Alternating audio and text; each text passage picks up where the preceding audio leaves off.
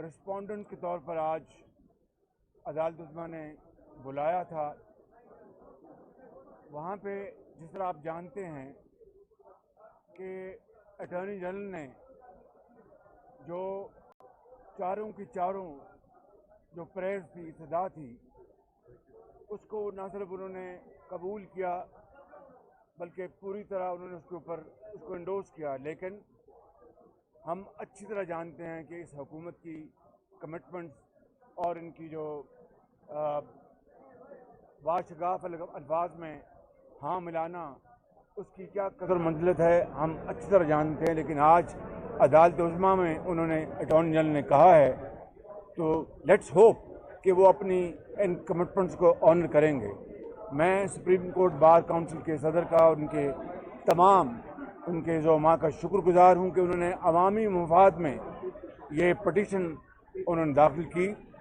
जो अदालत उज़्मा ने, चीफ जस्टिस साहब ने और उनके साथ जो शरीक जो जज थे, उन्होंने जो आज फरमाया है उसके बारे में तो हमारे लॉयर्स अभी आपको बताएंगे। लेकिन हमारी बतौर रिस्पोंडेंट्स ये हमारी इस्तदा थी कि स्पीकर ने जो आइन और कानून में दर्ज है 14 दिन की मुद्दत, उसको वायलेट किया है, तो ये आइन से इनहराफ है। ये हमारी दरख्वास्त थी अदालत उज़्मा के पास।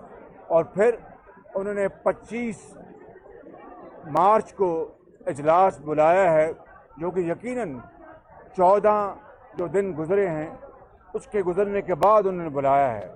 आप जानते हैं कि OIC की कॉन्फ्रेंस की आमद है, कल इजलास शुरू हो जाएंगे।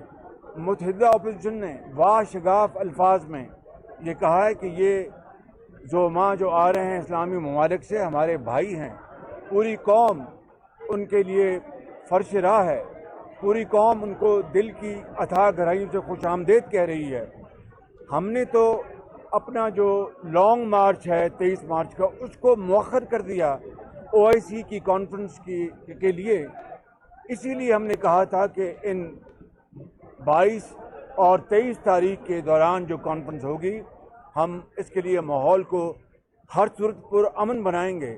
लेकिन स्पीकर को क्या मुश्किल थी कि वो इससे पहले वो इजलास बुलाते, 14 दिन की जो आइनी जो रिक्वायरमेंट है उसकी तकमील करते।